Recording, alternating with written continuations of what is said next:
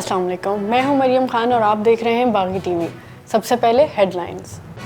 مسلم league نون کے رکن قومی اسمبلی شیخ روہیل اصغر کی ہاؤسنگ سوسائٹی کے خلاف بڑا ایکشن سامنے آ گیا۔ قبضہ کیس میں شیخ روہیل اصغر کے نام اراضی کا انتقال خارج کر کے کارروائی شروع کر دی گئی۔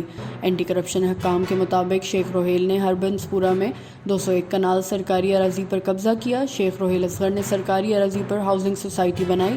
AC شالیمار سے زمین کی تفصیلات طلب کر لی گئی ہیں۔ حکام کے مطابق شیخ روہیل اصغر کے خلاف مقدمہ درج کیا جائے گا۔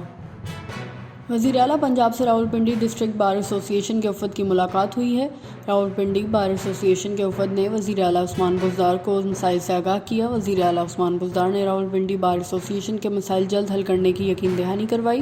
وزیر اعلیٰ پنجاب کا کہنا تھا کہ میں خود وکیل ہوں اور وکلاء کے مسائل بخوبی جانتا ہوں۔ پنجاب کی بار ایسوسی ایشنز کے مسائل ترجیحی بنیادوں پر حل کریں گے۔ لاہور ہائی کورٹ میں مسلم لیگ نون کے رکن قومی اسمبلی رانا ثناءاللہ کی درخواست ضمانت پر سماعت نہ ہو سکی۔ عدالت نے گزشتہ سماعت پر ANF کے تفتیشی افسر سے جواب طلب کیا تھا۔ لاہور ہائی کورٹ نے درخواست ضمانت پر سماعت غیر معینہ مدت کے لیے ملتوی کر دی۔ جسٹس چودھری مشتاق احمد کے رخصت ہونے کی وجہ سے سماعت نہ ہو سکی۔ پنجاب کے ضلع مظفر گڑھ میں CTD نے علی پور بائی پاس روڈ کے قریب کارروائی کی ہے اور 2 دہشت گرد گرفتار کر لیے ہیں۔ CTD ترجمان کے مطابق گرفتار دہشت گردوں سے دھماکہ خیز مواد اور نقدی برآمد ہوئی ہے۔ CTD حکام کے مطابق دونوں دہشت گردوں کا تعلق کالعدم تنظیم سے ہے جو حساس تسیبات کو نشانہ بنانا چاہتے تھے۔ پارکنگ کمپنی میں مبینہ کرپشن حافظ نعمان سمیت 2 ملزمان کے خلاف کیس کی سماعت ہوئی۔ احتساب عدالت لاہور نے فرد جرم میں ترمیم کرنے کی درخواست مسترد کر دی۔ عدالت نے آئندہ سماعت پر گواہوں کے بیان پر جرہ کے لیے طلب کر لیا۔ احتساب عدالت نے کیس پر سماعت 13 جنوری تک ملتوی کر دی۔ پاک سرزمین پارٹی کے سربراہ مصطفیٰ کمال نے کہا کہ حکومت کی جانب سے اپوزیشن کے خلاف سخت زبان استعمال کی جا رہی ہے۔ مولانا نے دھرنا دیا، کمیٹی بنائی گئی، دھرنا ختم ہوا تو ان کا منہ چڑھایا جا رہا ہے۔ آصف زرداری کو بھی علاج کی ضرورت ہے، بلاول بھٹو انہیں ملک سے باہر لے جائیں۔ سندھ میں ایسے اسپتال بنانے چاہیے جہاں زرداری اور کسی غریب کا علاج ہو سکے۔ پشاور میں پولیس نے بروقت کارروائی کرتے ہوئے بس اسٹینڈ سے خاتون دہشت گرد کو گرفتار کر لیا ہے اور اس کے قبضے سے بم بھی برآمد کر لیا گیا۔ SP سٹی پشاور کا کہنا ہے کہ دہشت گرد لاہور میں کسی پبلک مقام کو نشانہ بنانا چاہتے تھے۔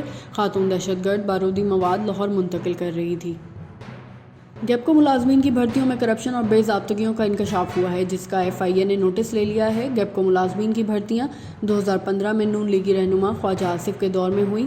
بھرتی ہونے والے بیشتر ملازمین خواجہ آصف کے انتخابی حلقے سے ہیں۔ FIA نے بھرتیوں میں کرپشن اور بے ضابطگیوں کی تحقیقات شروع کر دی ہیں۔